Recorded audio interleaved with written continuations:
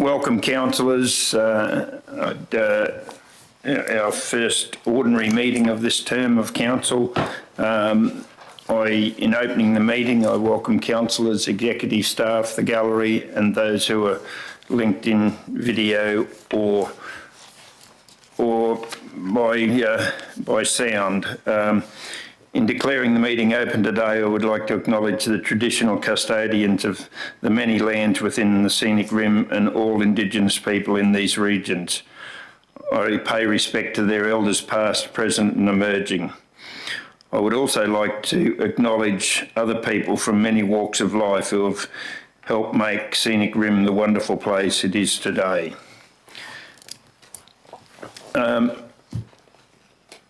Number 2 on the agenda is a request for leave of absence, which I don't believe we have any. We've got an apology from the Mayor, Tom Sharp, and our CEO, David Keenan, with Oliver Pring in the acting role. I would like to now hand over to if we can just wait a moment, please. Yeah, we've our Minister for Prayers is just walking in the door, so I'll hand over to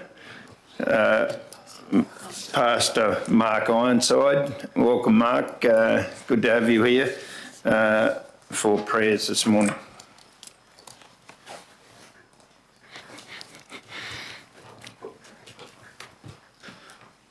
Thank you, Councillor Mayor Tom Sharp and councillors here today. And Tom's not here, is he? No. There you go. I'm acting, Mark, in... To the staff here today, my privilege to be here to congratulate you on your appointments to this new council sessions. And I just thought about a thought today as I open in prayer, and that is that honour is power. When we choose to honour, it produces power in our lives. And the word honour means to esteem at the highest level and to add weight to.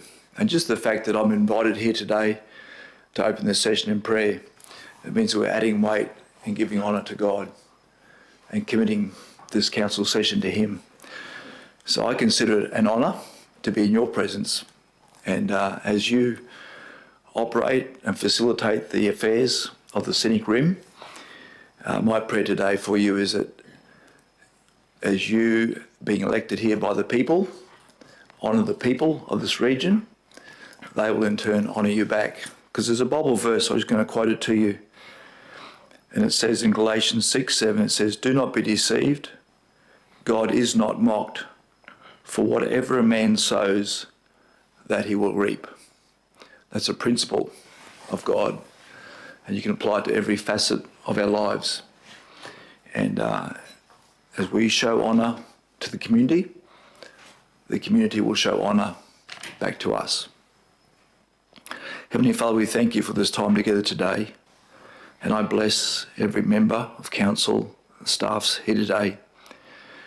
Thank you for your guiding, your leading, your strength, your wisdom upon the affairs of this region.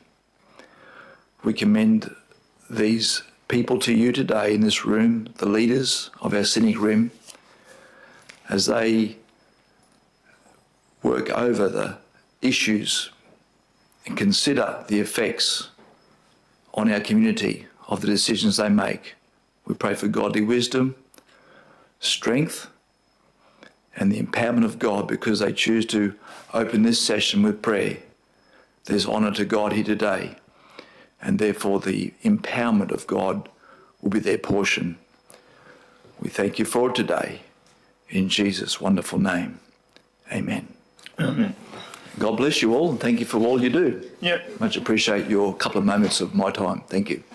Thank you, Mark, and welcome to stay, of course, if you'd like, but realise you have a busy schedule like a lot of other people, but we really do appreciate you coming along this morning. I appreciate the privilege of being here. Thank you. Thank you. Item 5 is public question time. We haven't been given any questions for this meeting. Councillors, is there any declared or prescribed declarations of prescribed or declarable conflicts of interest from any council members? We haven't been advised of any. Thank you very much. The item 7, announcements and mayoral minutes. I'd just like to make a couple of announcements, if I may, and because I believe we shouldn't let this opportunity go by on a day like today, being the last meeting before Anzac Day, to recognise our servicemen and women who defended our country and keep on defending our country, especially those who have paid the supreme sacrifice in the line of duty. We honour them and give thanks. And we should also note the terrible tragedy in Bondi last week. We can only just imagine what those people have gone through, and to the people who helped put an end to the situation, that will live with them for a long time. So we appreciate their efforts there in something that is unfortunately all too often happens. But moving on, the deputations by appointment, nothing there at all. Confirmation of minutes, we've got 2 lots of minutes here.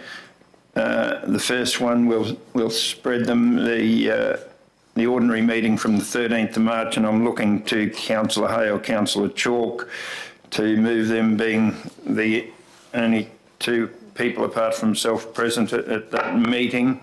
Thank you, Chair. I'd like to move that the minutes of the meeting be accepted. Thank you.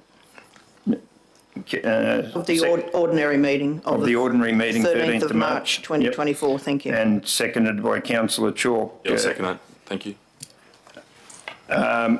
Is there any questions regarding those minutes at all? The accuracy of them? You're both saying they're right, and I agree with that. Could we please vote on that? The ordinary minutes of those meetings, everyone's allowed to vote on this, of course. Yeah. Passed unanimously.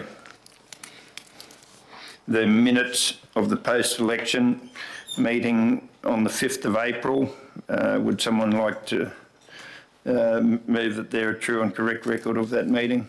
I was going to say Mr Mayor, but sorry, for Mr Deputy Mayor, I would like to move that the minutes of the post-election meeting, 5th of April 2024, be accepted. Thank you, Councillor Sanders. Someone like to second that? I'll second that, Deputy Mayor. Oh, I think Councillor Cryer beat you, sorry, Councillor Moriarty. Any discussion on those minutes at all? If not, could we vote on that, please? All in favour? Carried unanimously. Business arising from either of those previous meetings or other minutes that councillors has had that were outstanding. Is there any issues from anyone? Thank you. We move on to item 11. And the first one is the Australian Local Government 11.1, Australian Local Government Association 2024 National General Assembly. Is to be, there's a report there, and I'll call for questions on that at all for a start off. I take it this has been read by each of the councillors, and are there any questions regarding this? Last year, as a matter of background for those councillors, new councillors, the mayor and deputy mayor went, and I have spoken to the mayor last night about it, and he thought one of us, if he can't go, which I hope he can, I think it'd be a good thing for him to meet a lot of people down there. But if he can't ago he was suggesting that I might go in his place, but this is up to the meeting to decide, number one, whether we do get involved in it, and two, who might go. Is there any questions? Deputy Mayor, not questions, but just a statement. I would like to signify my interest in attending the Australian Local Government Association's National General Assembly in July. Just for clarity to the costings. Sorry. Just for clarity, the costings. Yeah. Typo, that's per night. No, the comment there. Yeah. Yeah. That's not $3, that's fine. Yeah. Right. Just for clarification on the, if people are reading it, the cost and estimated expenses involved there, the accommodation is for only one night, $265. I don't think you wouldn't get 3 nights in Canberra for $265, so that's only an estimate, of course, but yeah. And as are the flights and etc. But other questions on there or on this? If there's no questions, there's a recommendation there, and I think we might have given Councillor Sanders saying she was interested. I think it is up to this meeting just how many we think we should send down. And Just some clarification. You spoke to the mayor and you indicated that either he or yourself would go as a representative of the mayor or deputy mayor. Is that correct? Yeah. And then we've also got Jennifer also wishing to go. No more other councillors. So would we need to formulate a motion around the fact that either yourself or Mayor Sharp will attend along with a second councillor? Is that what we're sort of aiming for? That's up to the meeting to decide how many they believe should go there for a start off. I think it is, whether it's only one or if the mayor decided to go, I probably wouldn't go, but I don't mind going if he's can't make it. But That's sort of my question. So yeah. yeah, so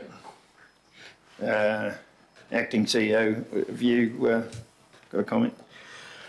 Yeah, based on the draft recommendation provided there, we'd require a councillor to put forward a motion so that identifying the participants, so that can then be considered by councils to move in. Well, I'm happy to try and do that if you like, acting CEO. I guess the motion would read, council authorise mayor or deputy mayor to attend.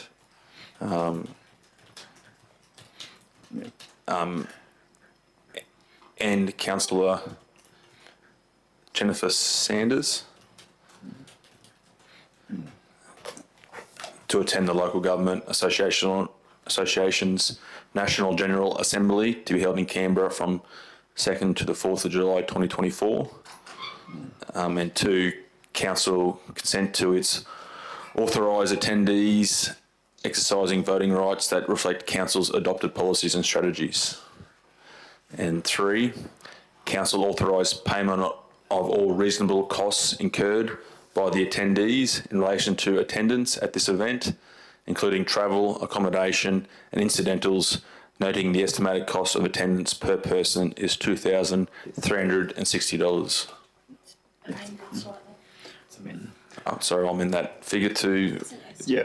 2890, that incorporates those couple of days. 2890, so $2,890. Yep. Thanks, Councillor Chalk. Is there discussion on that motion? Thank you, Chair. I'd like to foreshadow an amendment to that motion. Thank you.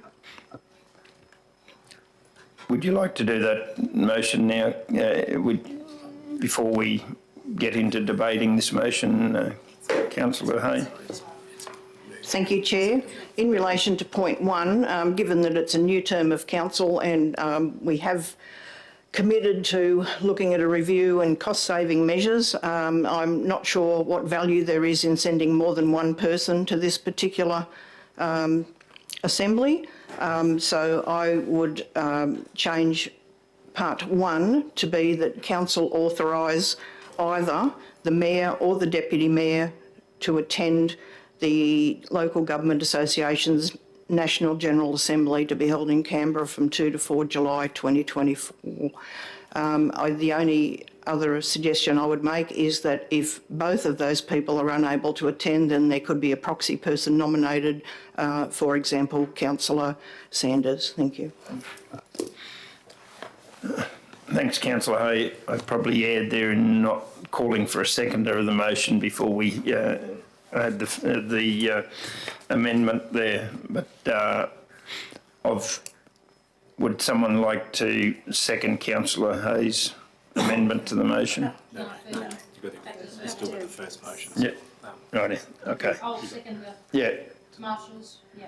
Probably best not Councillor Sanders. Might be me. Yeah. Probably best. I'll second the motion to ensure correct procedure happens. Yeah. From Councillor Chalk's motion. Now we're back to Councillor Hay's motion. Would someone like to? Is there anything else you'd like to add to your motion, Councillor Hay? No, thank you, Chair. Or your amendment? Yeah. So just Yeah. clarify the amendment. Okay. Would someone like to second that? Just make sure I've got the wording correct. Councillor Hayes said it was a foreshadow initially, the mayor or deputy mayor. So taking that out. I'm preempting.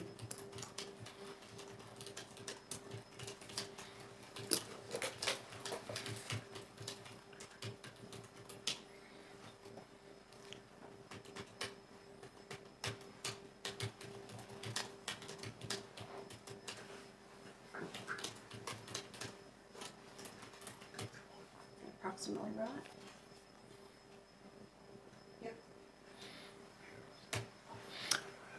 Okay. Everyone can read that. I think that's virtually what Councillor Hay said. Would someone like to second that amendment?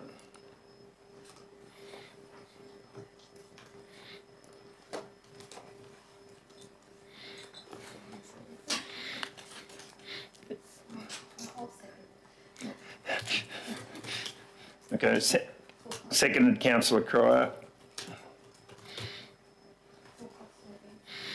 Okay, would you like to speak further to it, Councillor Hay? Thank you, Chair. Yes, I would. Given the nature of this particular General Assembly and its importance and the fact that the nominated attendees have voting rights, I think it's important that the attendee have an extremely good grasp on what our policies are.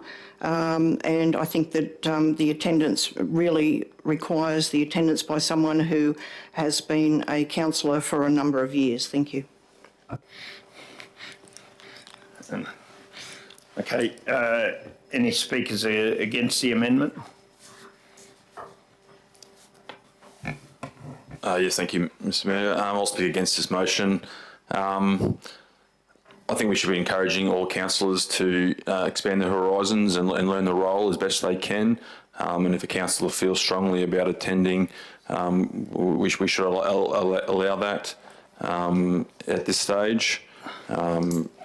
If we wish to have further review about cost savings, I don't think we should do it in the midst of trying to formulate a motion. We should do it as a strategic overhaul of council. So I sort of reject that a little bit.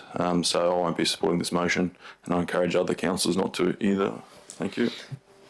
Thanks, Councillor Chalk. Anyone like to speak for the motion? Or anyone else? Councillor Hay, just for the public and those online, could we maybe read the motion out so everyone's aware of it? Thank you. The motion, the amended motion of paragraph 1 is Council authorise the Mayor or Deputy Mayor to attend the Australian Local Government Association's National General Assembly to be held in Canberra from 2 to 4 July 2024. However, should either the Mayor or the Deputy Mayor not be available to attend, Council authorise Councillor Jennifer Sanders to attend as proxy on behalf of Council. Thank you, Councillor Hay. Would anyone else like to speak for or against the motion, given this? If not, could we have a show of hands for the amendment from Councillor Hay, please? Or would you like to add anything, Councillor Hay? You've got the right of reply. Thank you, Chair. Yes, I would like to say, having only been a councillor for 12 months, I don't recall that there was any particular value achieved from the Mayor and Deputy Mayor both attending the last conference. So I fail to see why it needs to have more than one attendee. Thank you. Okay, could we have a show of hands in favour of the motion, please?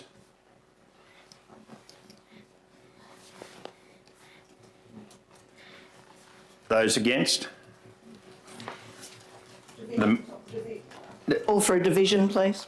Thank you, Councillor Hay. Those in favour, Councillor Hay and Councillor McGuinness. Division 1 and Division 6, and against Division 2, 3, 4 and 5. We now revert to the motion from Councillor Chalk. Would someone like to, you don't need to speak any more to your motion, Councillor Chalk. You're welcome to if you like, given the amendment, the debate on the amendment. No, I think based around the feedback we got from last year's conference from the 2 attendees, they found it quite valuable. 2 attendees. Yeah. Oh, one. The deputy. Sorry, can I just add, we did have 2 attendees, but only one attendee managed to report back to Council. I think you're correct, Councillor Hay, actually, on that. Yes. Okay. Thank you.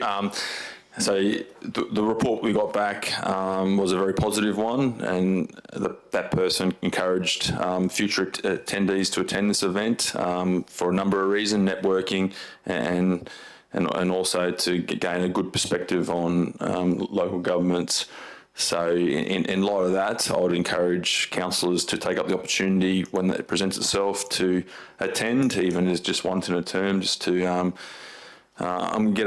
get some experience in doing that. And I don't think it should be restricted to a mayor and deputy mayor situation. We're all councillors and we all need to be striving to educate ourselves in the best manner. So I would encourage you all to support this motion at this time. Thank you. Thanks, Councillor Chalk.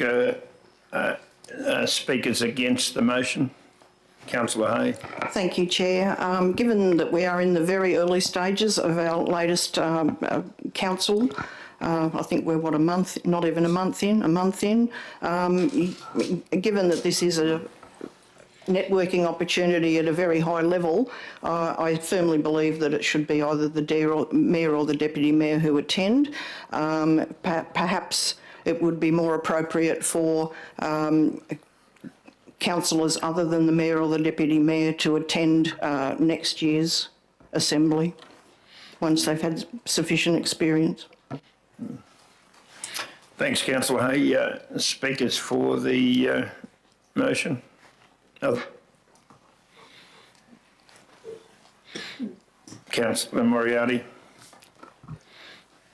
Deputy Mayor, I'd just like to reinforce the comments made by Councillor Chalk that it is an opportunity for councillors, even new councillors, to our regional council to experience a conference, and I certainly see some value then with the Mayor or Deputy Mayor and at least one other councillor attending the conference. Thank you.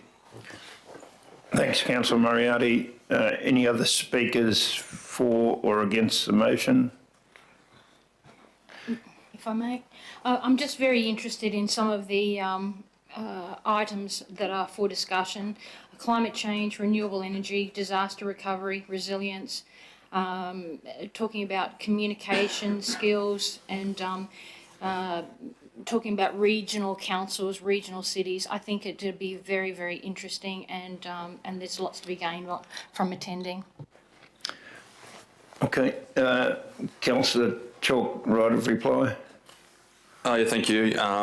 Yes, I would encourage all councillors to support this motion, and I'd also encourage the attendees, if this motion is successful, to report back and what they've learned to the full council, which should add value to the rest of us as well in your attendance. So I'd like to support the motion. Thank you. Thanks, Councillor Chalk. Put the motion. Those in favour? Those against? Division? Division, please. Division for councillors 2, 3, 4, 5, 6, and against Division 1. The motion is, we move on to the next item of business, 11.2. And councillors, as you're aware, this is to do with the Local Government Association. I take it the report is read.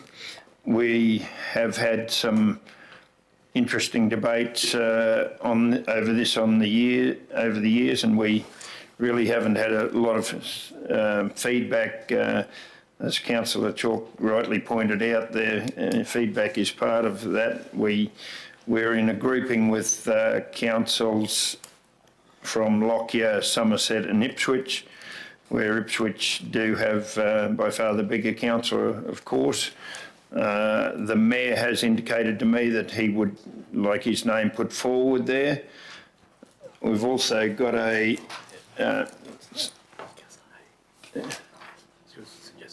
Sorry?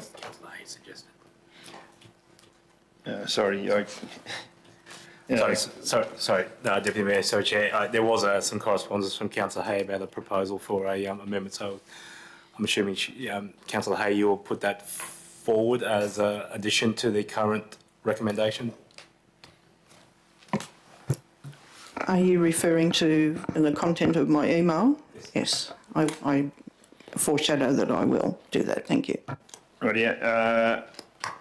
Okay, would you like to do that now before we get into discussing what was the recommendation? If I can find it, Chair, I will. But given my current technology issues, it may take a few moments. If you don't mind bearing with me. I've got all... No, I haven't got all day, Councillor Hayden. I will be patient with you.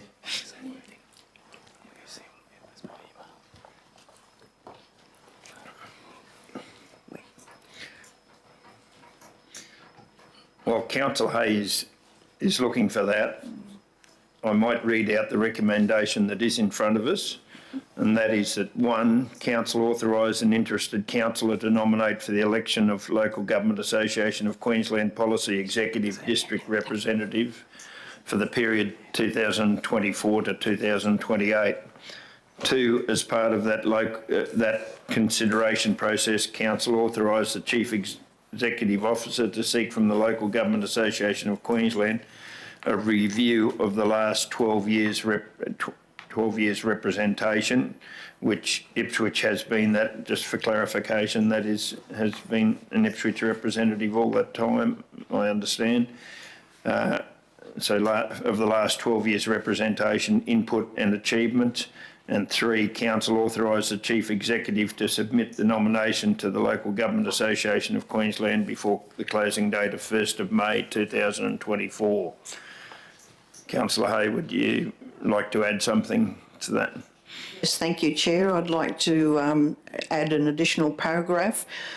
4, that the Chief Executive Officer make inquiries with the Local Government Association of Queensland and reports back to Council on the status of the motion put forward by Somerset Regional Council on the voting disparity between the members of councils in the southeast Queensland.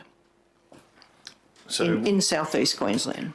we'll make that as point 4. Yes, thank you. And I believe we probably should have a point 5 if, in that we nominate the Mayor Tom Sharp as our representative for that.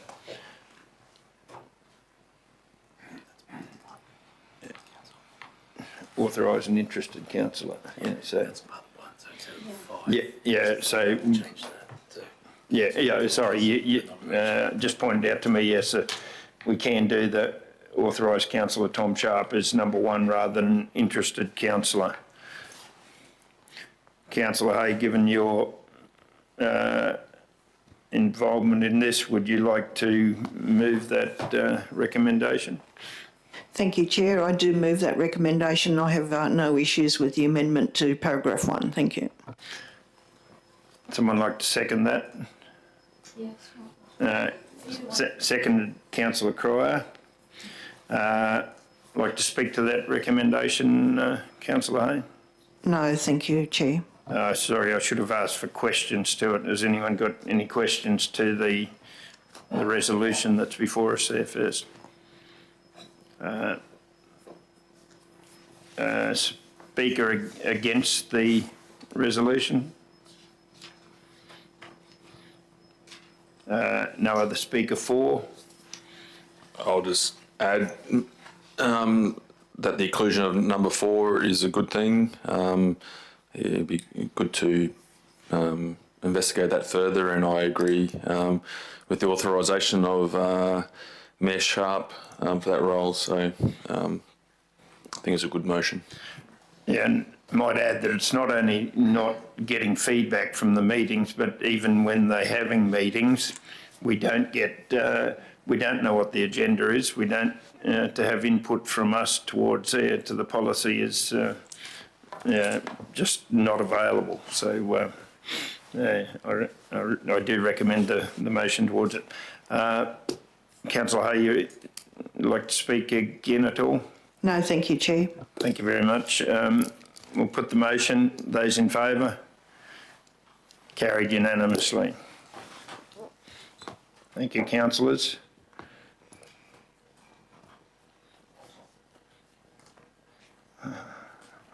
The next resolution is a special leave of absence.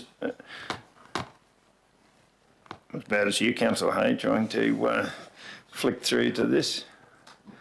No. Okay. There's a resolution before us that there's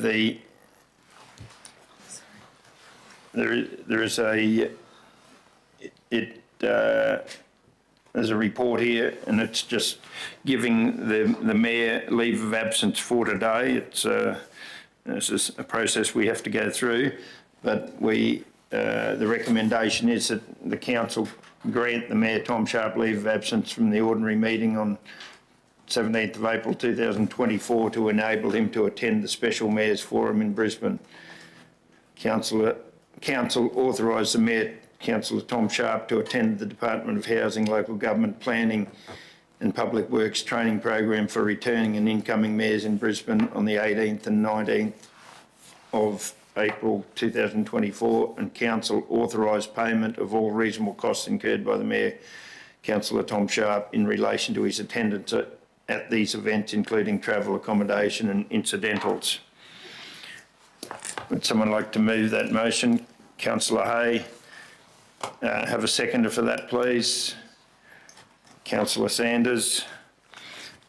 Councillor Hay, would you like to speak to that motion?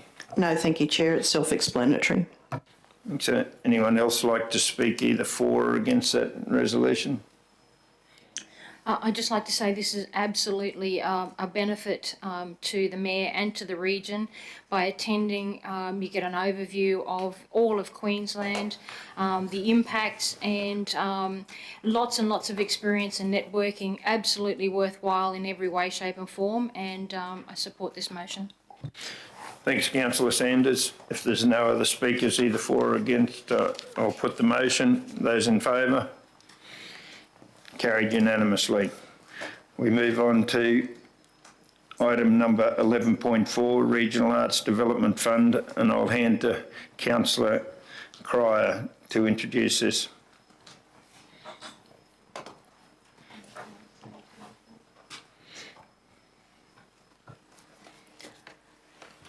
Thank you, Deputy Mayor.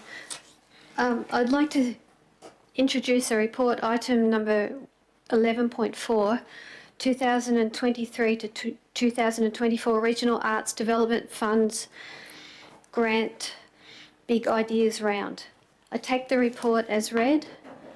I now move the motion for recommendation that Council approve the allocation under the 2023 to 2024 Scenic Rim Regional Arts Development Fund Program of Big Ideas Grant, as recommended by the Scenic Rim Arts Reference Group, for a total of $56,069 in grant funding towards 6 projects as outlined in the table below. And the table says the individual or groups are the Tambourine Mountain Arts Collective. The project is the Tambourine Mountain Open Studios and Arts Trail. Amount allocated $14,000. Elise, Greg, Florence and Pop-Up Concerts. Amount allocated is $11,000. Luca Charles. The project is Global Asset EP Album Development. The amount allocated is $8,000. The individual Queni Diaz Mendez. The project is Running Rivers People of Place Artwork. Amount allocated $11,069. Individual Ryan Gittos. The project is a Mountain Mates Disability Support Service documentary, and the amount allocated is $6,000. Individual William Smith, project First Nations hosted Q&A music and art sessions at Tambourine Mountain Library, amount allocated $6,000. Thanks, Councillor Cryer. Would someone like to second that motion? Seconded, Councillor Hay. Would you like to speak further to the motion, Councillor Cryer? Yes, thank you, Deputy Mayor. I would like to speak on the motion that support of the artists and collection of artists in projects for the region helps to support the emotional and psychological well-being of the community as a whole. Thanks, Councillor Cryer. I might just add on that too, Councillor Michael Enright had been the chair of the Arts Reference Group, and they would have met on these projects in the last couple of months, and that's a process. It's, as Councillor Cryer said, it's coming through the state government, and it's been allocated to these individuals and groups. Anyone speaking against the resolution at all? Further speakers for the resolution? Councillor Hay.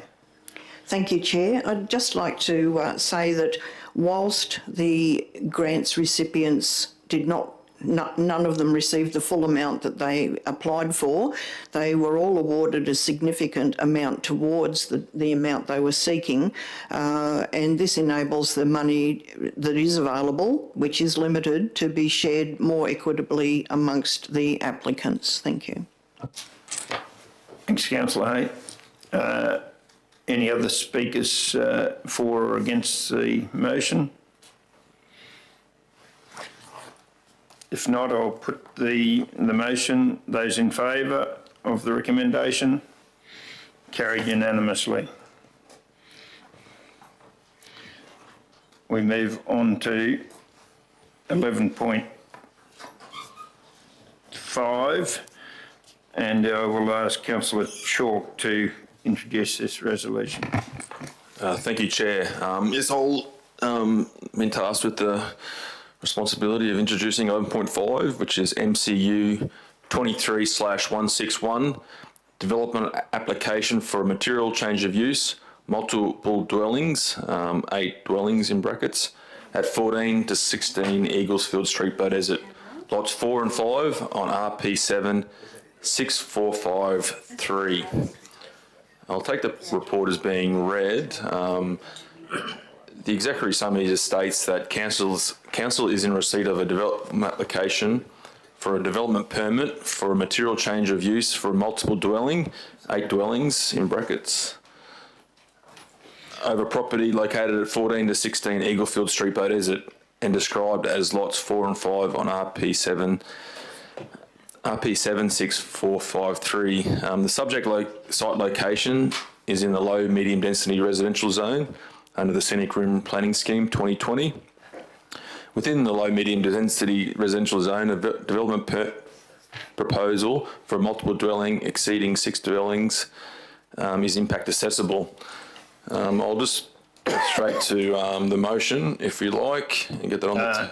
We might get a seconder for that motion first. I've got to move it first. Yeah. Oh, you move it. Yeah. No, I'll just read the executive summary. So I'll do the motion now. And Yeah, right. I'll move the motion that 1, council note the report titled MCU 23/161, development application for material change of use, multiple dwellings, 8 dwellings in brackets, at 14 to 16 Eaglefield Street, Beaudesert, lots 4 and 5 on RP 76453. 2, council approved development application MCU 23/161 and grant a development permit for material change of use for multiple dwellings, subject to imposition of the reasonable and relevant conditions in Apex A. And 3, council note that any subsequent request for a negotiated decision notice and or change of application to the approval MCU 23/161 in brackets will be processed via delegated authority where the changes would not significantly alter the original decision. Thank you. Thanks, Councillor Chalk. Would someone like to second that motion? Councillor Moriarty, just as a procedural motion, I'll hand over to the acting CEO. Thank you, Chair. Just been highlighted that seeking consideration in order for council to make an informed decision on this, a late minute inclusion of a document, so which will require a procedural motion to table this as part of the meeting and be included as part of the minutes of the meeting as well. We can do that. Do we want to pause the meeting for a few minutes to look at that, not knowing what's in the document? Acting General Manager? Thank you, Chair. I would ask the Acting Manager to explain it after I hand them out. Might be the easiest way, what the changes are. Right in.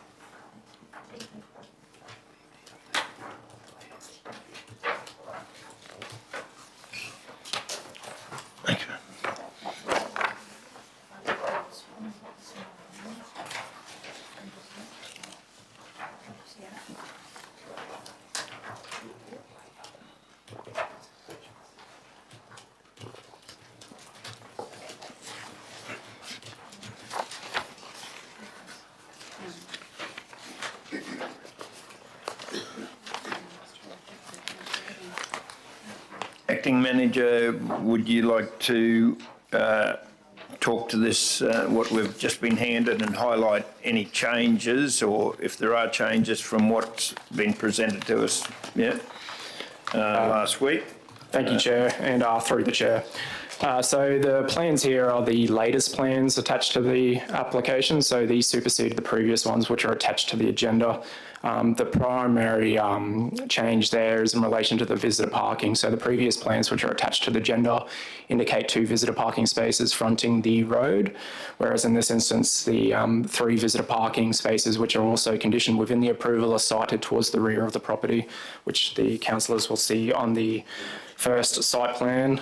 So sheet 2 on there, it's the 3 visitor parking spaces towards the left of the plan there. The previous plans, which are now being superseded, included 2 spaces fronting Eagle Street, which have now been removed. Okay, and that is the only change? Yeah, that's from what had been presented to us? correct. Can I have a question, please? Is that possible? Councillor Sanders, a question? Through the acting CEO, could I just ask a question? I'm looking at the original site plan, page 53.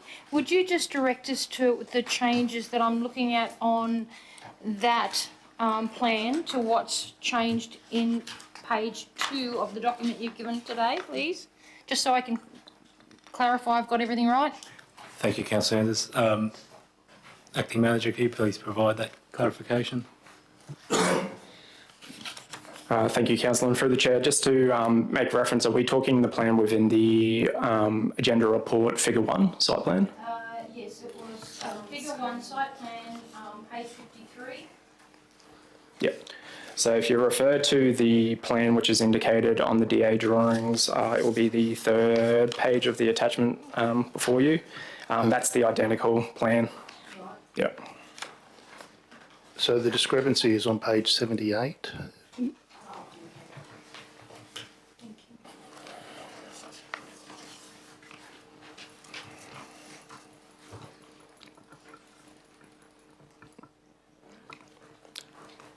Yep. And through Chair, so you can see in the instance of this previous plan, which was included on the agenda, there's 2 visitor parking spaces to the left there with a space indicated between them. And then an additional 2 parking spaces towards the part there fronting Eagle Street. So, yeah, and those have been removed in the latest plans, and the 2 indicated on the left side are now become 3. Through the chair, I have a follow-up question. On the plan we're looking at on the screen there, which were the ones attached to the agenda, you'll see that the middle of those 3 visitor car parking bays is actually designated as a turning bay. Yep. So do we now no longer have a turning bay? I'm just concerned that the houses, I can't read the numbers, the 2 houses closest to the end where the visitor parking are may have difficulty in reversing out of their garages to make a forward exit from the property. Thank you, Councillor, and through the Chair. Sweat paths were also included in the suite of plans, which did indicate that there was a functionality there that the all vehicles would be able to exit out of their individual garages, and as well as the visitor car parking spaces in terms of manoeuvrability with not multiple turns. Yep. So 3 point. Before we proceed any further with this, we should have a motion that we do accept having this in procedural motion, and I'll like someone to move that we do accept this document that's put in front of us as part of the council table the updated plans of MCU 23161, which supersede attachment 2 to the report for inclusion in as part of the consideration of item 11.5, endorse the plans to be included in the ordinary meeting minutes. I'll move that as a procedural motion. I don't think we need a seconder, Councillor Hay. Thank you. All in favour? Thank you. Carried unanimously.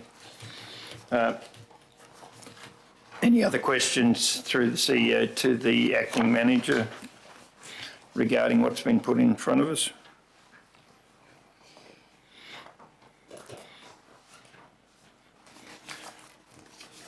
Okay, that being the case, we'll go back to questions regarding the whole application here that's in front of us. Any questions of any kind, not specifically that's been put in front of us. Councillor Sanders? Not particularly a question, just I'm just looking at this application. I've spent a fair bit of time on it. I just think it gives us a more of a diverse and affordable housing range of options within the town, close to shops. So I'm happy to support this one.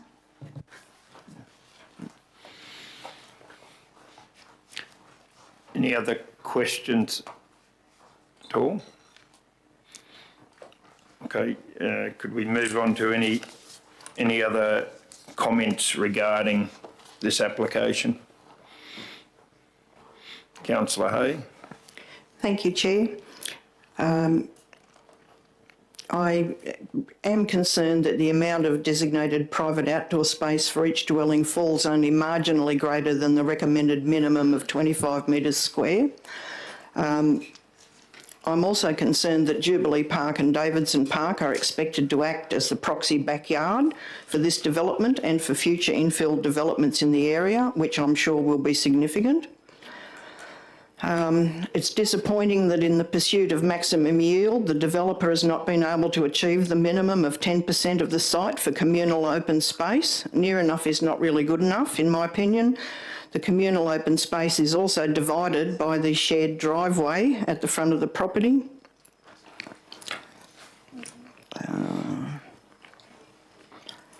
I find it concerning that the proposed development does not meet the minimum requirement of 4 visitor car parking spaces on site, and that 3 is considered sufficient because visitors might walk and cycle to the site. This is an assumption, it's not based in evidence.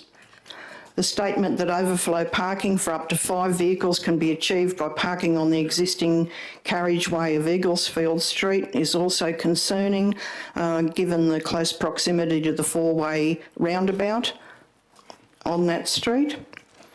Overall, I think this development is too intense, and I would be far more inclined to support this if it had been designed so that we didn't go for maximum yield, but we actually tried to comply with the minimum requirements and make it more livable and not reliant on the parks that are funded by ratepayers. Thank you.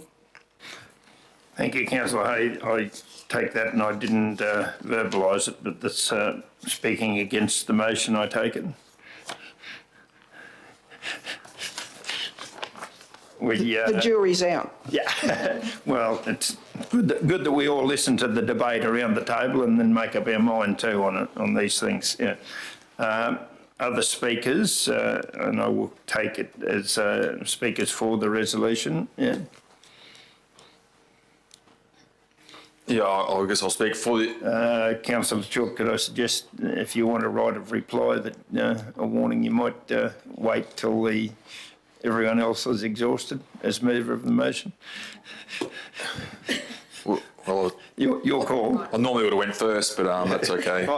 Sorry, my apologies if I didn't know. That's what Hayes No, I thought you'd spoken to it before. Yeah, my apologies.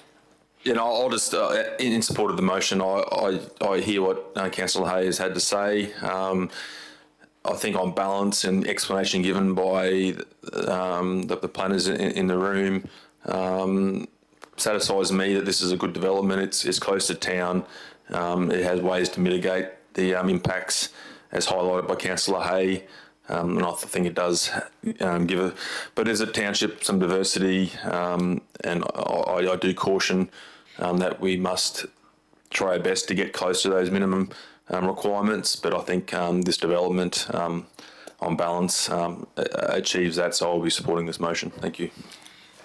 Councillor Moriarty. I'd just like to support the motion for the development approval as well, just due to the location of the development being very close to the centre of town, close walking proximity to all the facilities and all the amenities that the Batters Township offers. I think the fact that there's a number of dwellings in the development is making good use of space to provide housing and more housing options and affordability for Bay Desert residents. I think it's a good development for Bay Desert. Thanks, Councillor Moriarty. Any other speakers against the motion? Any other speakers for or against?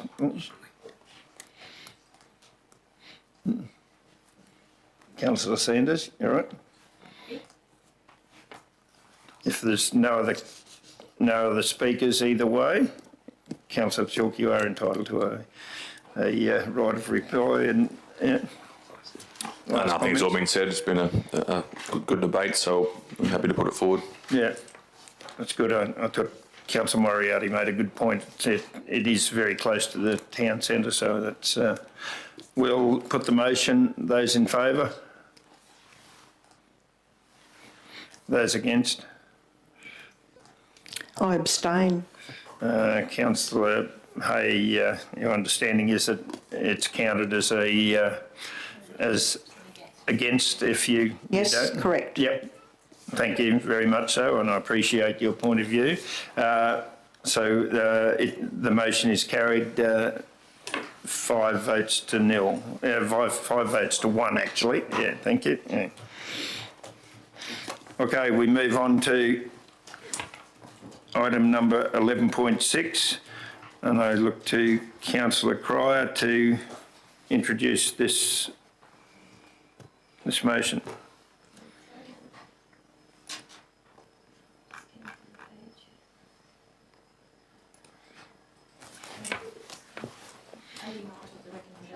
Yeah.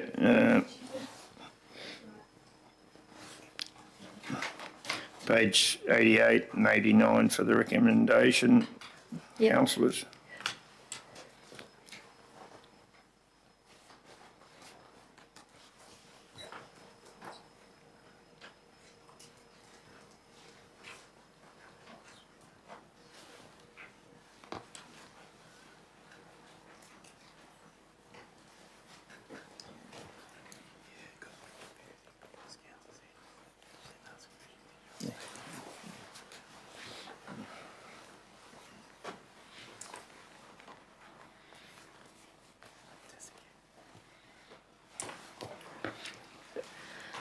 Councillor Cryer.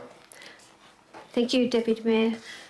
I would like to introduce a report, item number 11.6, MCU 23/174, development permit for material change of use for dual occupancy at 272 Main Western Road, Tamborine Mountain, Lot 211, SP 149168.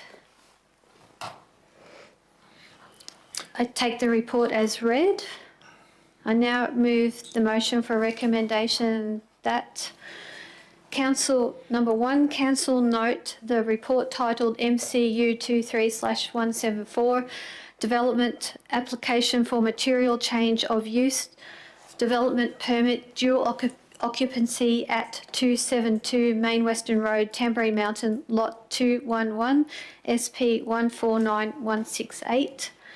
2, Council approved development application MCU 23/174 and grant a development permit for material change of use for dual occupancy, subject to imposition of the reasonable and relevant conditions in Appendix A. And 3, Council note that any subsequent request for a negotiated decision notice and/or change of application to the approval MCU 23/174 will be processed via delegated authority where the changes would not significantly alter the original decision.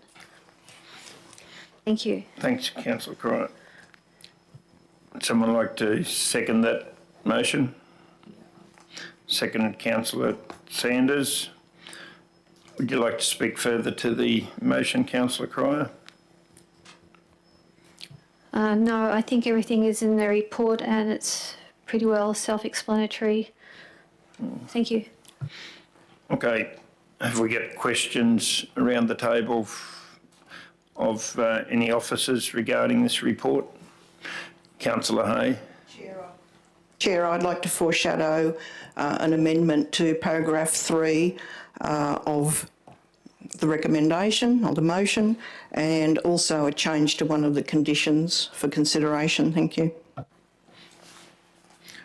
Okay. Would you like to tell us what those changes might be, Councillor Hay? Thank you, Chair. I move that paragraph 3 be amended to read that Council note that any subsequent request for a negotiated decision notice and/or change of the application to the approval MCU 23/174 will be processed via a vote of Council rather than via delegated authority.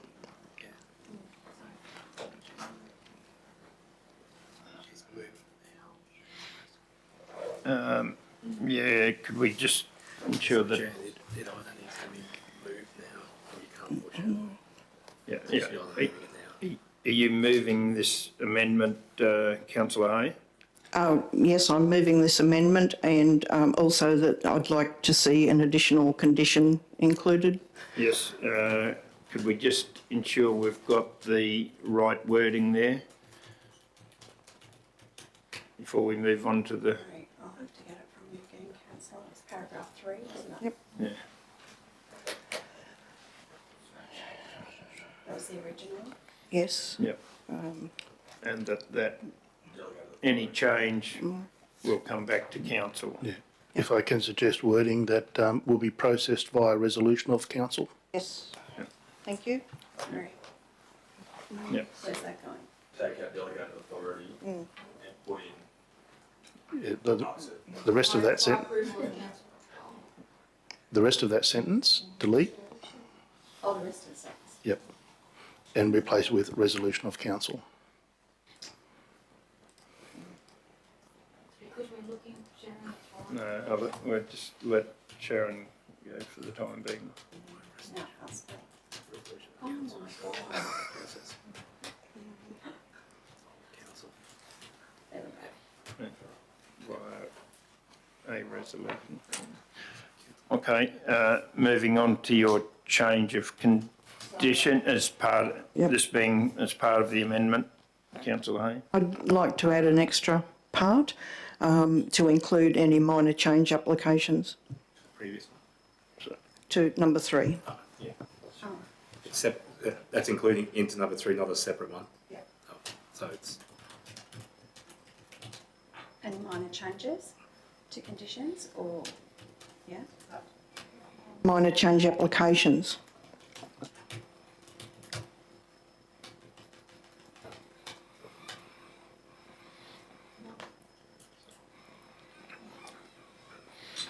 So just for clarification, nothing, yeah, no matter how minor, this will have to come back to council.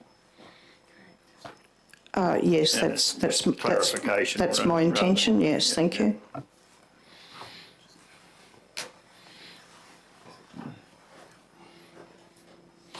Okay, could you give us your change in condition? Bear with me a moment, Chair. Will you have them separately? Yeah. All of my notes are contained on my council mobile phone, which is currently with the text support section, and therefore I don't have access to the notes I made yesterday. I just wonder, councillor Hay, whether you have a separate amendment for the change rather, yeah, compared to this at any rate. through you, Chair. The suggestion has been to vote on the individual amendments. Otherwise, if they're all caught up into one and that gets caught up, then you're voting on block of all those individual amendments. Otherwise, if the preference is to separate them, we need to process with what the amended number 3 is, if that's the intent of councillor Hay. Yes, thank you. Okay, so we've got an amendment from councillor Hay. Would someone like to Chair. Sorry? Oh, sorry, yeah. Someone like to second that amendment? Seconded, councillor Cryer. Councillor Chalk, you'd like to make a comment I'd like to ask or question? through the CEO if council staff have comments on the resolution, just around appropriateness. Oh, I can't say it. Of it first. So. So, Thanks, through the CEO. chair, thank you. Yeah. This is a discretion that's totally at the discretion of council and how they process. I would just point out that particularly minor changes, we have a 20-day processing requirement under the Act, which would make it difficult. In some cases, minor changes can be as simple as they change the internal layout of the building in their plans, as opposed to changing anything that is substantial in the application. But as I say, this is totally at the discretion of council. So could I follow up with a question to the acting GM? Does that mean that being 20 days, and we're only meeting every 30 days, it may not. Is this possible? So, And sorry, a subsequent question to that: what happens if we don't meet those timelines? that's what I was going to explain. There's not really a penalty if we don't meet that time frame, but there's certainly an expectation of the Act that we process minor changes in a timely manner, because they are minor change. Thank you. Councillor Chalk, follow-up question? Well, could I follow up a question? Is there any better way of wording this to capture probably the intent of Councillor Hayes' resolution that she doesn't wish to see major changes and still capture the little changes under delegated authority? That may be a question for Councillor Hay. If I can probably explain, there is a difference, and maybe Joe would add to this. There is a difference between a change application and a minor change application. Maybe Joe, if you just want to explain the differences in those two. Thank you, Acting GM, and through the Chair. So in terms of the wording as existing, what officers put forward, we do make the statement significantly alter the original decision. So even if something was to come forward as a minor change and we thought that it didn't meet that threshold of another change, that it may still warrant coming back to council. So it's applying a certain level of discretion to officers, which we exercise under applications of this nature under existing delegations. In the instance of significantly alter the original decision, there are certain thresholds both prescribed under the Act as well as the DA rule. So it includes not introducing another use, not another parcel of land, not significantly altering the built form, not representing additional impacts on neighbours, not removing an offset, which would manage those impacts. So there's a number of thresholds there which would bump it up to the next category, which would constitute another change. In those instances, we would feel that it would be necessary to bring those back to the council where it was constituting another change application. Further, Councillor Hay, Thank you, Chair. I'd be open to suggestion of wording from the General Manager or Joseph. Can I say my main concern is that we go through the process of voting at council for a particular development, and before the ink is dry on the decision notice, there's an application for a change or a negotiated decision notice, and those do not come back through council. So what we voted on is not necessarily what we end up with, and that's my concern. The original motion, part 3, is really about trying to identify the separation between something which is a significant change that may have altered council's thinking on the original application. They would definitely come back to council. This is really the way we've structured that original motion is to allow for those minor incidentals. If anyone's ever built a house or the like, what you put on paper doesn't necessarily always end up working out in practicalities. And it's those sorts of things that we're looking probably to allow officers the discretion to look at where they don't change or significantly change the impact of the application or what council would have considered as part of their process of updating. So the motion as recommended is intended to meet the concerns of Councillor Hay in that if there is a significant change, we would bring it back to council.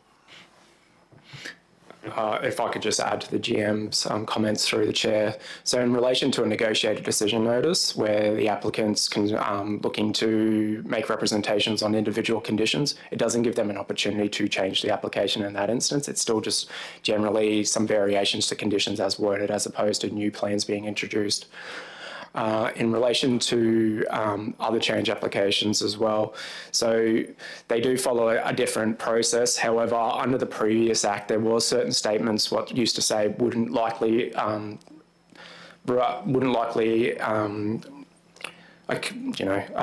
in terms of new submissions being made to those changes as well. So the changes aren't at that threshold where it's likely that a submitter would make new comments in terms of new issues being introduced. So we do look at it under that lens as well, that the changes are only minor to the nature where they're unlikely to impact on the surrounding neighbours in terms of potential impact. So we do apply that lens to it as well in terms of that substantially alter the original decision. So, Councillor Hayes' challenge is there some wording there that, and I hear what officers are saying, and I can see what you're meaning, but it's open to interpretation what is, and with all due respect to the GM, giving, and he cited some cases there, but is there something in between that we can look at doing to satisfy Councillor Hayes' worry really about this? Potentially you could separate out other change from minor change, whereas a minor change would be could be done by delegation, whereas a change application would come to council. Yes, I'd accept that, thank you. If we could just add to the GM's comments there, and there's very specific statements under the Act and the DA rules which would be allow officers to make that informed consideration in terms of whether the change does actually meet another change, so it's quite prescribed. Okay, so those taking the acting GM's words into account, So we would revert to the original motion and add in the words. I haven't got it in front of me. I think all we need to do is put minor in front of change In the top line. in the top line and leave the motion otherwise as is. Taking I this think Leave the suggested amendment as is, you meaning? Or I'm thinking you can take the other amendments out. So now it reads that any subsequent request for negotiated decision notice or minor change is done at officer level effectively. Yes. okay, so number 3 would now read, Council note that any subsequent request for a negotiated decision notice and or minor change of application to the approval, MCU 23174, will be processed via delegated authority where changes would not significantly alter the original decision. Councillor Hay, is that the intent of I'm not really satisfied with that, but I'll accept that wording. Thanks, Councillor Hay. Excuse me. Councillor Moriarty, question? Sorry. I'm just trying to, what we're trying to capture here is a situation where what's originally approved, then the owners then try and do something that will change the actual use of the property. So what we're approving at the moment is not the end result. Is that what the discussion? If you're questioning me as chair, I think it's a bit more than that though, but it's, I think you don't want it doing significantly, but the debate always is what's a minor change, and I think that was Councillor Hay, and she can speak for herself if she wants to answer the question, but that sometimes comes into, and the officers have tried to explain that and done a fairly good job, but it, there is always this grey area, I suppose, that they have to deal with. Councillor Hay, would you like to add to that? Thank you, Chair. I think your comments accurately reflect my thoughts. We, particularly on Tamborine Mountain in Division 1, we regularly seem to see a vote of council for something and it morphs into something else without having come back to council for a vote, and that's what I'm trying to avoid. Councillor Sanders, question? Not necessarily a question, just wanted to No, we add- have only got Okay. questions at this point in time. And it's questions regarding Councillor Hayes' suggested amendment, but she's now saying that she will agree to that wording. And if I go back to Councillor Cryer's resolution, would you have any problem in having that as an amendment to including that word minor change in your recommendation, Councillor Cryer? No, I think that sort of gets towards what Councillor Hay would like to have. Does it need to include to come back into council at all in the wording? Danke, was that you? No, don't worry. It's the acting CEO doing something there. But, sorry, Councillor Cryer. My apologies. Yeah, I think it is. I think that's. I think that clarifies it more, in my opinion. But Councillor Hay can have an opinion on this too, given that she was the instigator of this. Thank you, Chair. I'm just trying to absorb the implications.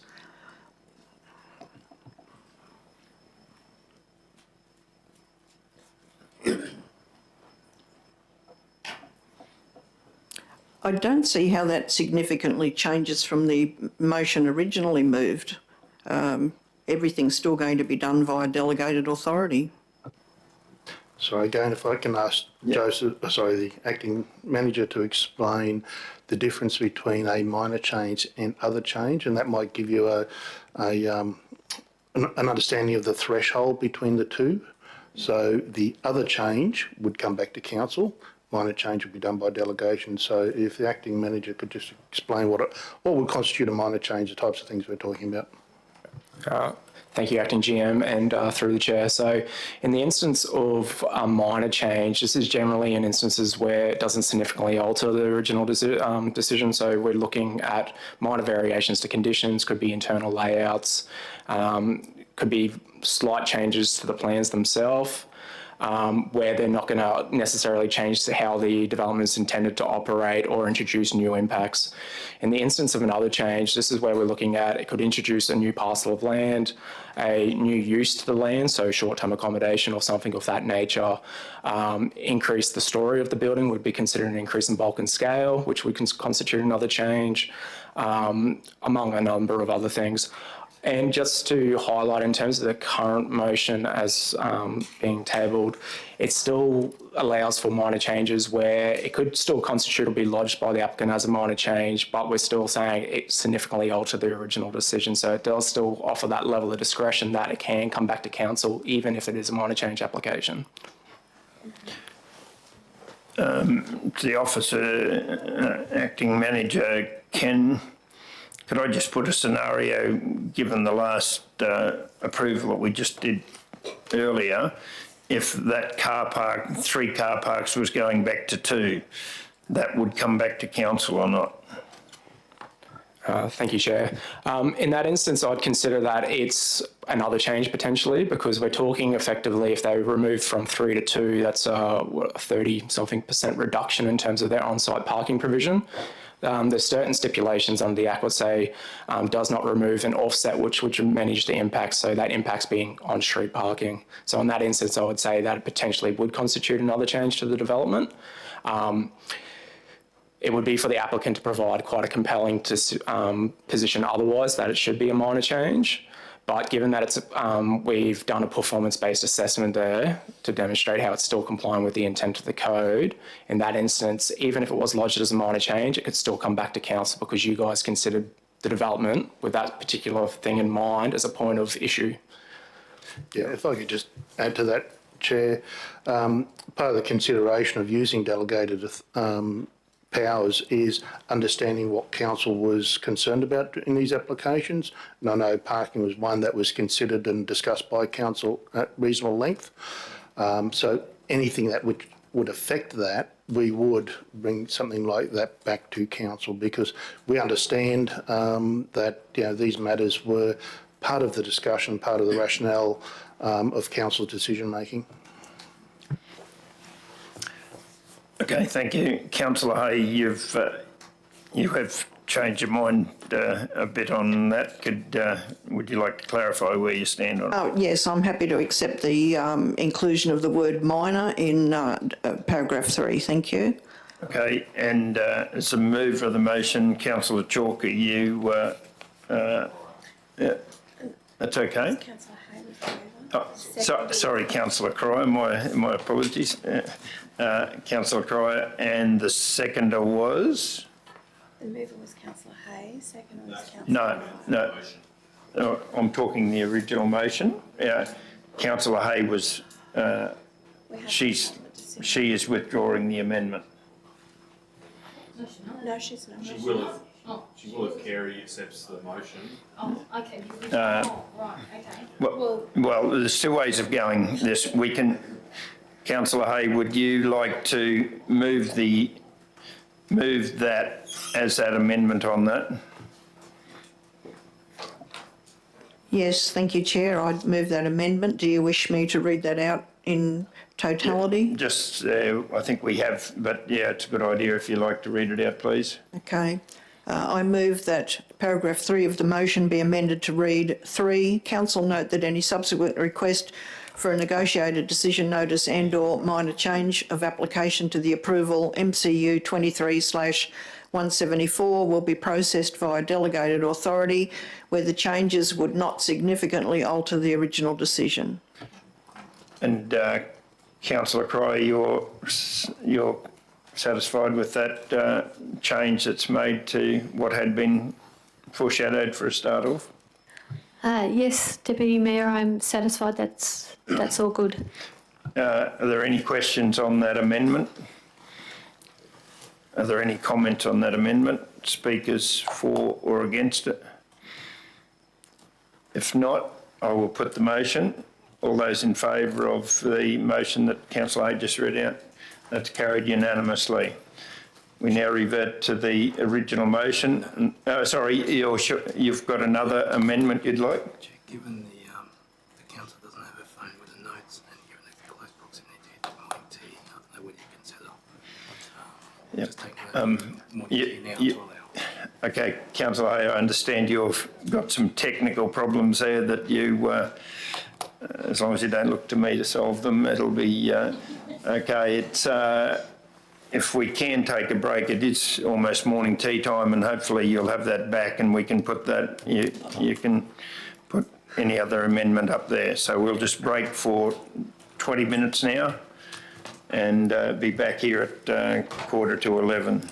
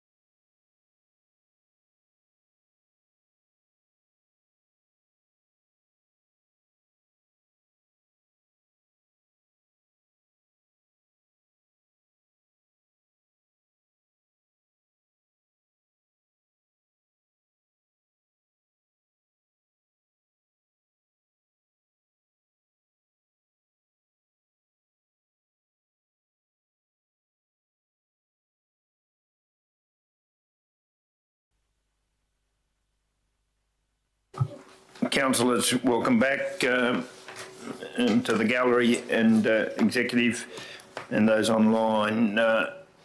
Councillor Hay, you had another amendment that you have retrieved from your technology. We'll leave it at that. Yeah? If you'd like to put it forward, please. Thank you, Chair. I would like to move a motion to alter condition number 2 under land use. I have sought the assistance of staff in regard to the wording of this condition. Number 2, definition, compliance and exclusion.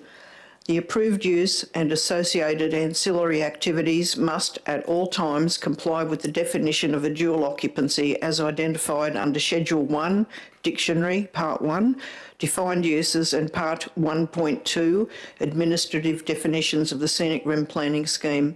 The proposed studio at all times must be used in association with the dual occupancy and only for the purpose as a domestic outbuilding unless otherwise approved. Note, the development approval does not authorise the use of the dwellings, including the studio, for any other purpose, including for short-term accommodation, and the condition applies at all times. The reason for this change to the condition will become evident as we speak to the motions. Thank you. Thank you, Councillor Hay. Would someone like to second that amendment? Councillor Chalk, second Councillor Chalk. Would you like to speak some more to it, Councillor Hay? Or would you like, we can take questions if you think it'll come out in questions. Questions perhaps would be a better option initially. Thank you, Chair. Right. Questions from any councillors to either Councillor Hay or the staff? I might lead off with the staff's view on these amendments, please, if you could. Thank you, Chair. Just briefly, there's some discrepancy about the use of the studio as part of this application. The intention with this amendment is just to clarify what the studio can be used for and what it can not be used for. So simply more for clarification of what the council would be approving. Thanks, Acting GM. Councillor Sanders, question? Can I just, for the officers, could I just clarify, so once we approve this application with the changes, in 10, 15 years or whatever, can the customer, can the ratepayer change or do whatever they like, or are we actually making this in perpetuity? Because I believe this is just about the approval, isn't it? Okay. Thank you. Just in regard to planning approvals, they are in perpetuity, and you'll notice in the condition the requirement to comply with the condition is at all times. So at any time in the future, and I mean at any time, if they were to change the use, particularly of the studio, they would need to come back to council for whatever approval would be required at that time. Further questions regarding this amendment?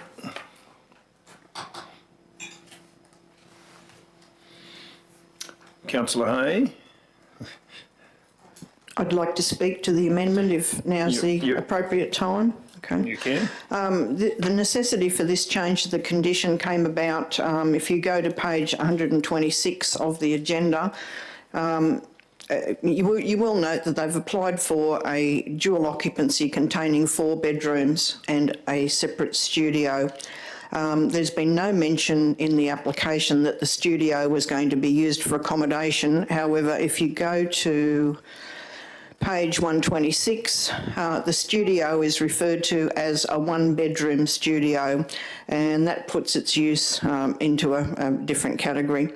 It does have a kitchenette, a sauna and a toilet and shower room, and to be clear, the approval of this structure does not encompass the approval for use as a 1-bedroom studio capable of accommodating overnight stays of any description.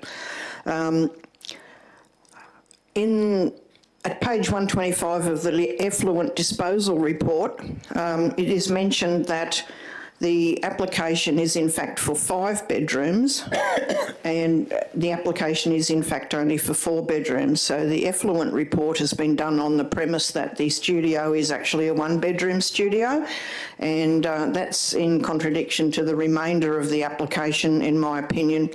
If it was to be used, the studio as a separate bedroom, it would mean that the site would accommodate 10 people rather than 8, which would have an impact on the total amount of litres that the wastewater system would have to deal with, which would be greater than what is mentioned in the report, which is a 1,200 litre pump well with macerating pump. That, if there were actually another bedroom in the studio, would mean that pump system would be stretched to its maximum, and that's not quite how they've written up the effluent report. So just to be clear, the studio cannot be used for any sort of accommodation. The approval for accommodation is entirely contained within the separate building which has 4 bedrooms, the dual occupancy building. Thanks, Councillor Hay. Would anyone like to speak against the motion? Further speakers for the motion?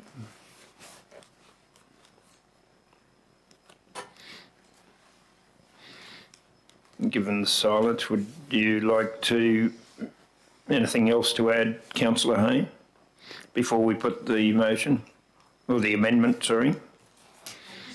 Just like to add that we frequently see approvals that are not terribly well conditioned, for want of a better term, which leaves it open to interpretation, and by amending this condition to be more specific, I think it leaves no one in any state of confusion as to what the studio can and cannot be used for. Thanks, Councillor Hay. We'll vote on the amendment. All those in favour? Carried unanimously. We've got 2 amendments now that become part of the motion that we've voted on. Councillor Cryer, you as the mover of the motion, they're including these 2 amendments. So we can speak to the original motion, including the amendments, if you like, if you'd like to add. I think the amendments to the motion are suitable and take into like future problems that may occur, and I think that that's okay to go ahead with now. Yep, no, that's no problem, but it has altered the motion somewhat and giving you the opportunity to speak. Would any speakers against the motion?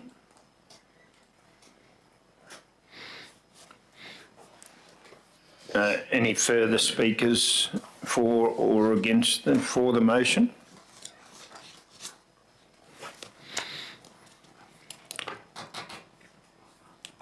Okay, given that, Councillor Cryer, you've nothing further to add to the motion?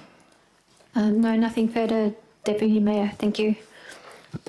Okay, we will now put the motion, including those 2 amendments, and we'll vote on it. Those in favour? Carried unanimously. Thank you, staff, for presenting that and the previous resolution. Thank you for your attendance. The only other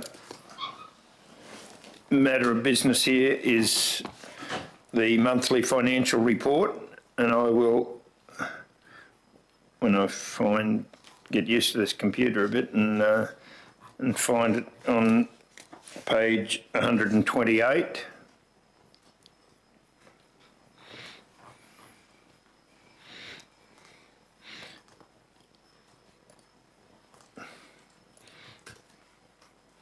My apologies.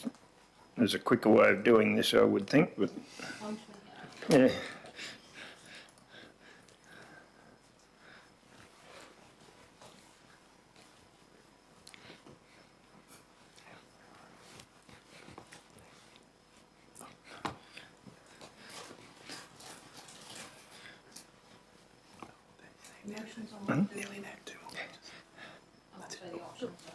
Right, yeah. This, for councillors, especially the new councillors, this is usually a monthly financial report, as the name suggests, comes to virtually every council meeting. And this is for the financial report for March 2024. The recommendation is that council note the unaudited financial statements for the period ended 31st of March 2024 for the financial year 2023-2024. I will hand over to the acting CEO or if there's questions, to the acting CEO as in charge of finance. You will note and go through. We are in a fairly good financial position, but are there questions from councillors to whether the acting CEO or any other staff? Councillor Chalk? Probably be appropriate for Oliver to give us exec summary, maybe this first time. Yes. That's okay, Oliver, if you'd like to expand on it. Yes, thank you, Councillor Chalk. Yeah, I'm more than happy to. And I guess as we progress this, especially part of the upcoming budget process, the new councillors will get a firm understanding in this. But as the Deputy Mayor indicated, the purpose of the financial report is to give a position on council's finances as at end of each month. These contribute to the financial year, which finished at 30th of June. As a starting point, I guess the executive summary is always good, and that's on page 132 of the agenda. I will note there that whilst the operating revenue is indicating that we're $4.775 million higher than budget expectation, when you normalise that, and what I mean by normalise is there's a second dot point from the bottom there that talks about the disaster emergency works and counter disaster operations. They're associated with the December Christmas Day and New Year rain events.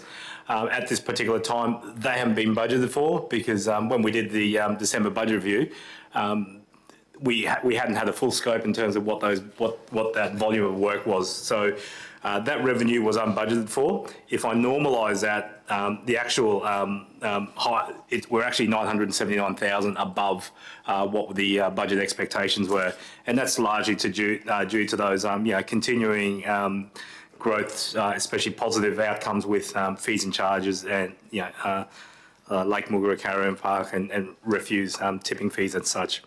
If I do the same from the operating expenditure point of view, it's saying we're actually 377,000 above budget expectations. But again, if I normalise that and I take away the $3.108 million that's unbudgeted for in disaster, we're actually $2.731 million behind operational. And again, you probably you've heard my explanation, and also the General Manager Asset and Environment Sustainability. But those incidences, like the rain events, do hamper the best case plans that council have in place to deliver and do maintenance, and certainly between now and 30th of June, as part of the March budget review and segueing into the development of the 24-25 annual budget, a lot of those factors will be taken into account to give us a better understanding of where we are. But as indicated there, a lot of those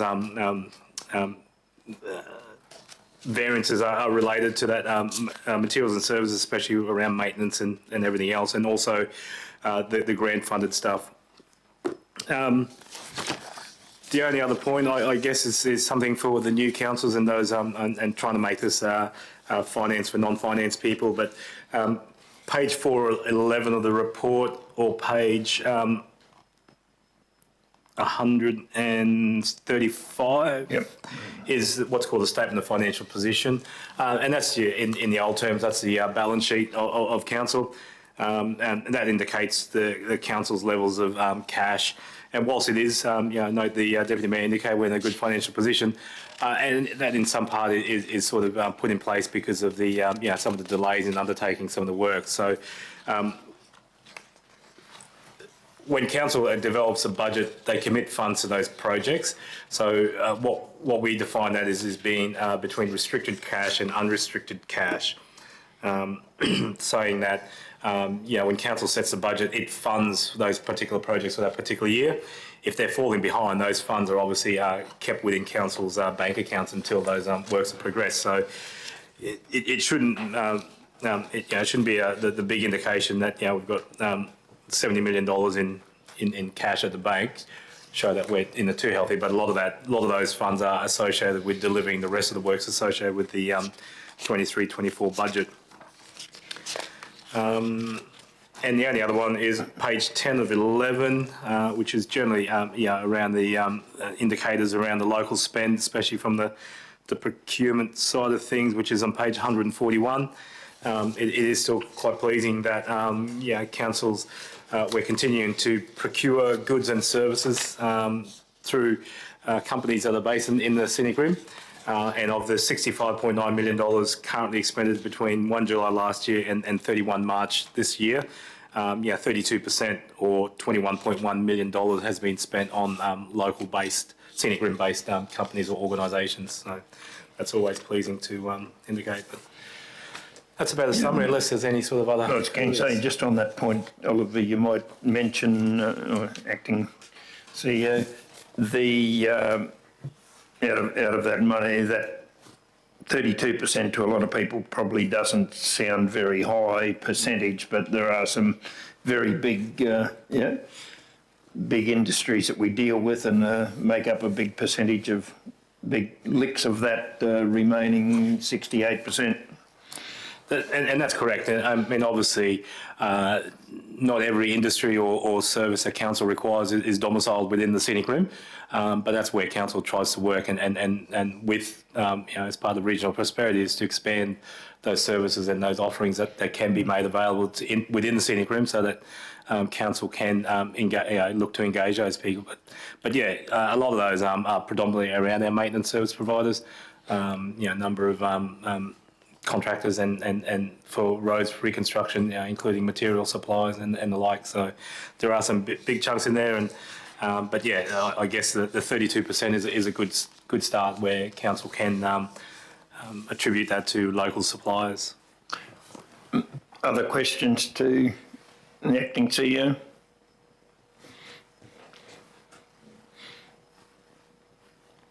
While councillors are thinking that, could I take you back, Oliver, to the page 133, I think it will be, to and explain the commitments that we have there. That's the blue line in March there. It's something different in the last 12 months, I suppose, we've done, and but it does give an indicator of that we are committed to these type of things, and we, if you draw a line straight over, it'll take up most of the next 2 months if those commitments are carried through, and some are longer term than that, of course. But would you like to explain that a bit more?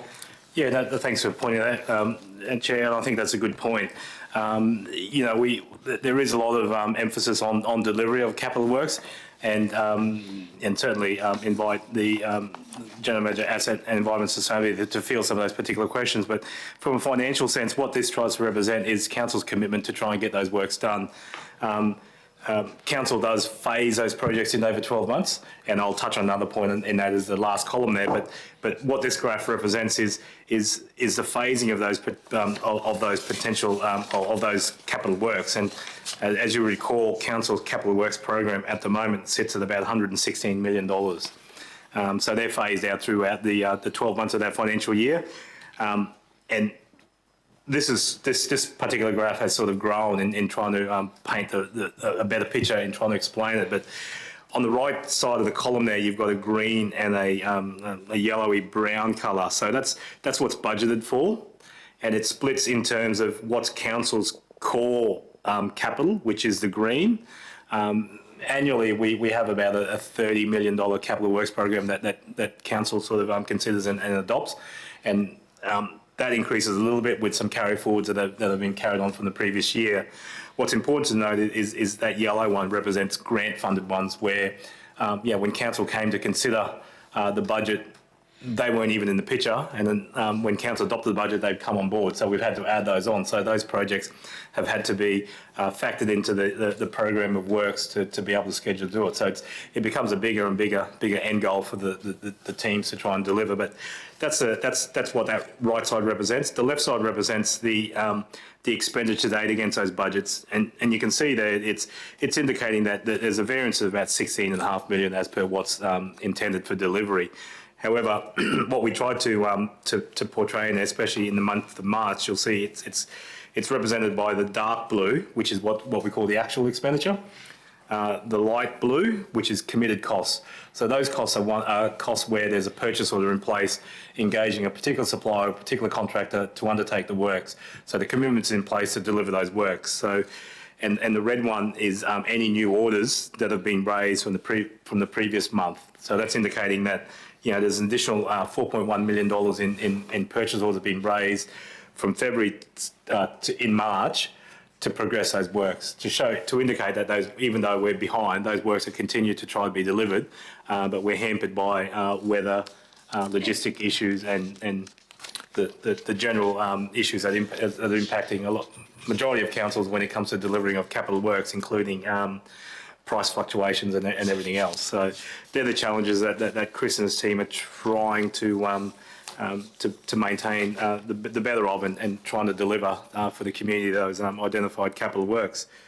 And I just segued onto that, and I said about that last column is when council adopts a budget in the annual year, some of these projects are multi-year, so they won't ever be delivered all within the 12 months. That's near impossible, but our finance, the accounting standards means that you have to adopt 100% of the budget for this current year, even though we know that it may take 2 years, 3 years, 4 years to actually deliver that full project. But the project has to be adopted at the start of the financial year to allow Chris and the team to make those commitments to engage for the planning and the necessary procurement of those long-term projects. But I will point to page 7 of 11 of the report, which is page